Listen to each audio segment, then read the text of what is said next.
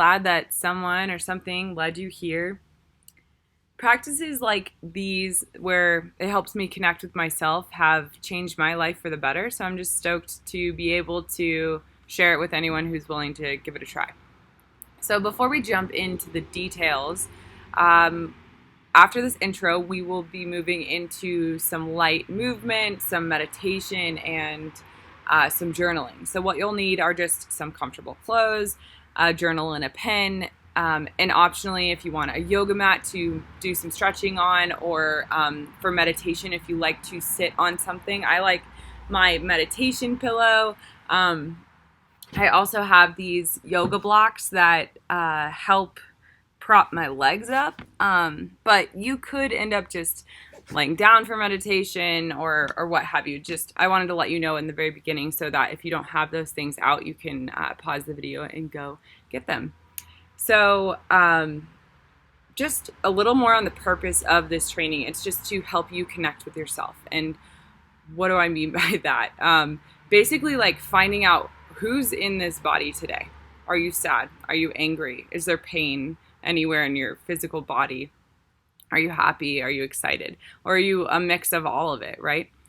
So why would you want to understand that information about yourself at any given moment? It's just to be able to take care of ourselves at any given time. So if you sit and you realize that you're angry, maybe you can meditate on that and let those feelings come up and out rather than suppressing those feelings down, like we do most of the time in our everyday lives. So being able to understand what's going on with us and how to take care of ourselves every day will actually help us move into this world and connect with people in the way that we want to.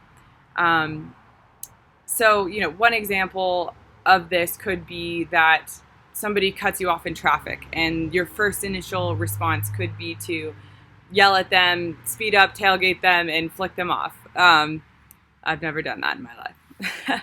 No, I'm just kidding. But, that type of response can warrant some heavy feelings for the rest of the day. You can end up being pretty angry after that for a long period of time. With these practices that help us slow down and connect with ourselves, I think a different response to that situation could be that you realize that that person cutting you off had actually nothing to do with you, and you can pretty quickly let it go and not really affect your day. So I think there's a million of examples of how these practices could help you, but ultimately they just help you respond from a more grounded place, from your heart, from your gut, from a deeper place of wisdom that I know is in each one of us, but it's really hard to respond from that place in the world we live in today, where, there's work, there's kids, there's yard work, there's Netflix and social media, and there's just endless things that you can do, which often contributes to us constantly responding on autopilot from this place of fear. So I hope some of that made sense. That's at least my story and why this practice helps me. But just a couple more things about the challenges with this work. Typically, it's hard to find time in the day to slow down and connect with ourselves because we don't prioritize it. So you really do have to prioritize this work if you want to get the benefits. And then secondly, I think there's a lot of resistance to this work because when we slow down and we allow our feelings to come up and out, it's a really good thing, but it often can be painful to feel those feelings, right? Because we've been pushing them down. Sorry, there's a bug trying to attack me. But we've been pushing these feelings down for so long that it's pretty uncomfortable to let them come up. So just know that if feelings come up, there's a natural resistance to that because we're human and we're not wired towards pain. We're wired towards pleasure. So, but if you can push through and really let those feelings come and then eventually leave you, it's actually, a really freeing feeling. And I just promise that if you do start to find ways to connect with yourself, you will be able to express yourself very authentically and in a really true way, which can be, well, I'll speak for myself. It has been the most freeing feeling I've ever experienced in this world. So without further ado, we can go ahead and get started with some stretching. So here we go. Go ahead and find that place where you're going to be doing your stretching. Plant your feet beneath you. Feel your feet beneath you. Go ahead and stack your ankles, knees, hips, and shoulders, and put your arms into the air. Take a deep breath and grab a hold of your wrist and take it to one side to get a nice side body stretch. You can close your eyes. Go ahead and come back to center. Take a hold of your other wrist and stretch to the other side.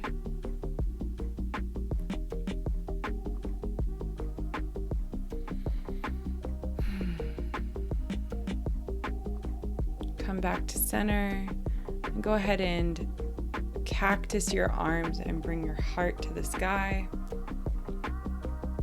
How is your heart feeling today? Come back up to center and then swan dive down, or do prayer hands down and do a forward fold. So I like to find some movement in this position. I bend my knees very deeply and I let my head go. You can interlace your arms or you can bring them to the floor. Find movement or stillness.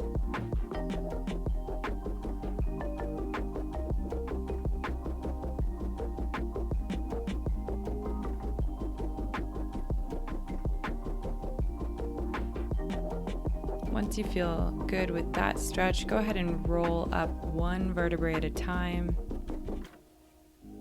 all the way up to standing, and then come down onto your hands and knees to do some organic movement here. So I really enjoy doing a few cat-cows, which just by that I mean dipping your stomach low and then arching your back, letting your head go.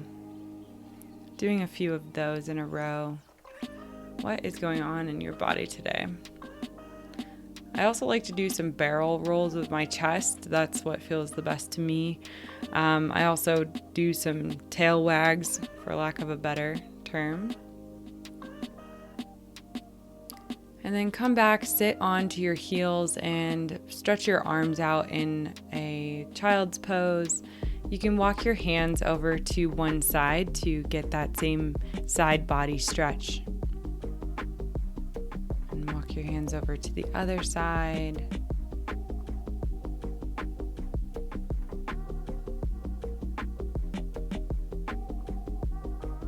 Then you'll want to just come onto your seat and stretch one leg out in front of you and cross the other one over that. And you can plant your hand behind you and use the other arm as leverage as you have a twist. So make sure your spine is straight and your head is tall, and just feel that twist within your body and what that feels like.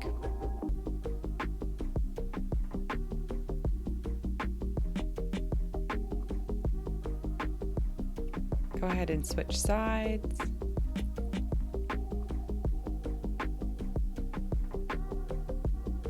Try to let the busy thoughts that are coming into your head at any given time, just let them go and come back to what the stretch feels like.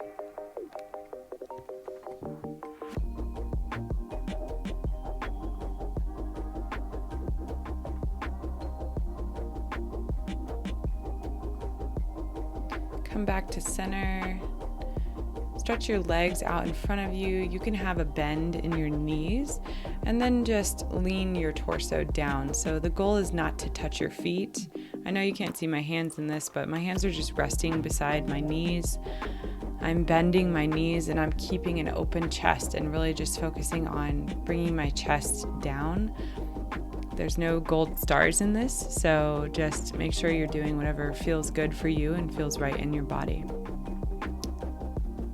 Come up into a seated position and stretch your neck to one side. Just take your hand and apply some light pressure if you want.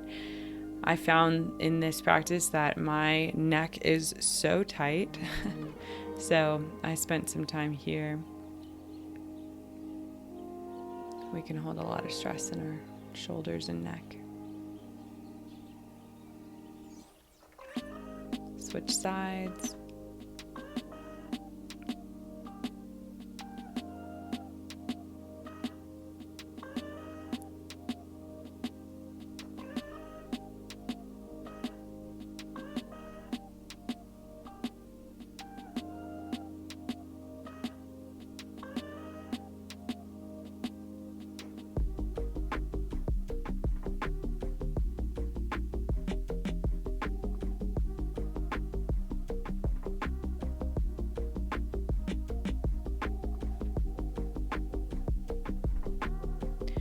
Now come back to center and do some neck rolls side to side.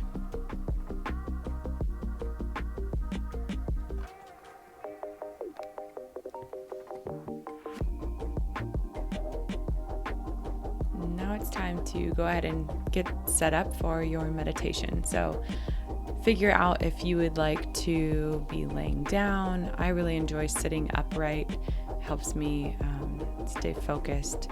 So I tend to fold my pillow and get into position. I use the blocks to support my legs. But really, whatever works for you.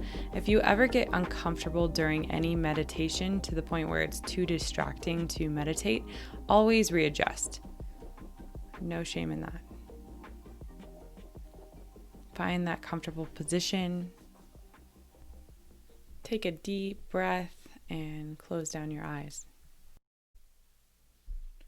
Just start by noticing your breath. There's no need to change it. Just become aware of the oxygen going into your body and the carbon dioxide leaving you.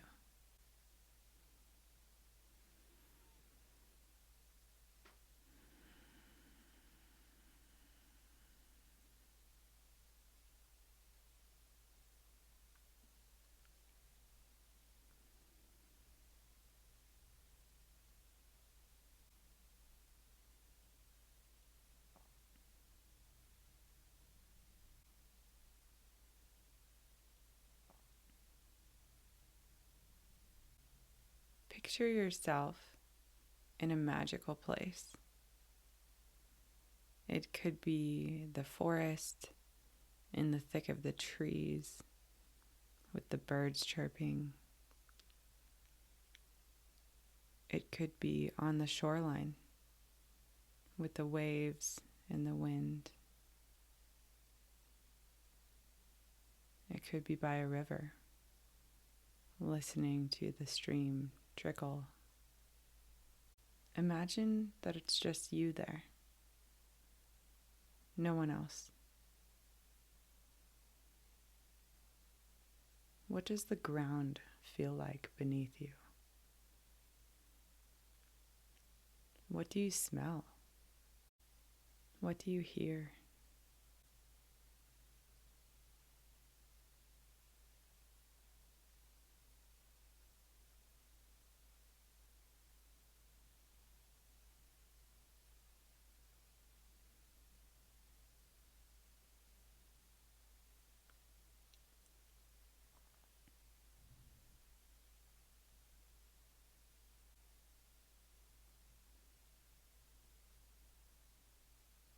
Now come back to this space.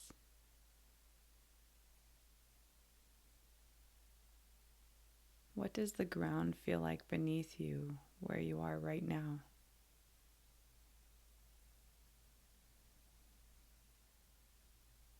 What do you smell?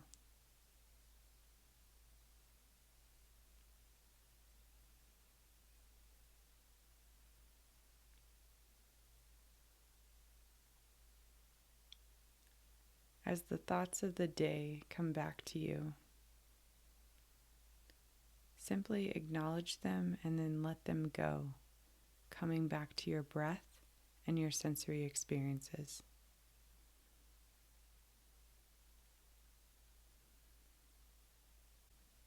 there's nothing to do, there's nothing to fix. But take the next few breaths just to notice, and I'll call you out when it's ready.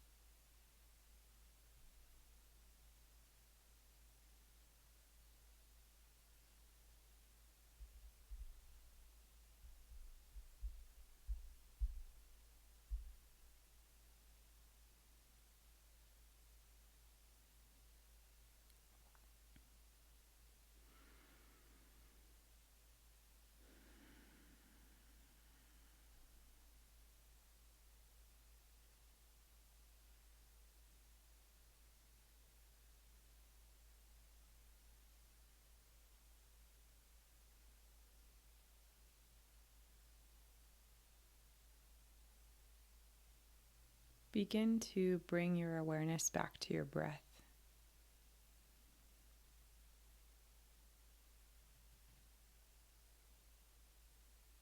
Take one breath in with me now and let it go.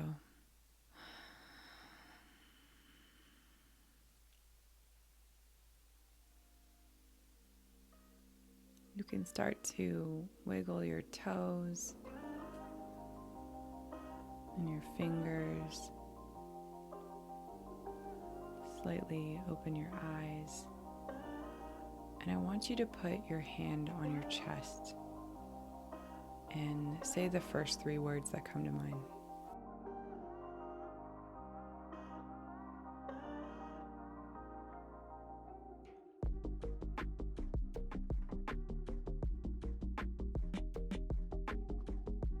Now it's time to go ahead and grab your journal and your pen, and I just encourage you to write down those 3 words that came to you and anything else about your experience that you'd like to write down.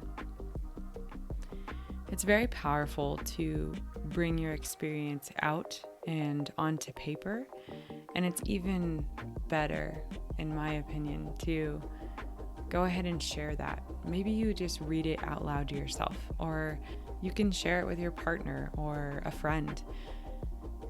The power of sharing is something that I can't even really explain. You'll just have to experience it for yourself.